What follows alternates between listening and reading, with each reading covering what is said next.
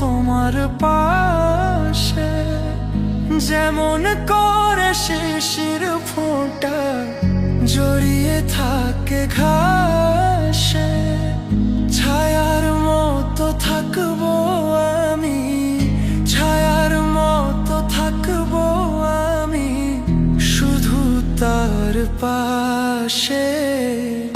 যদি বলে সে আমায় সত্যি ভালোবাসে, যদি বলে সে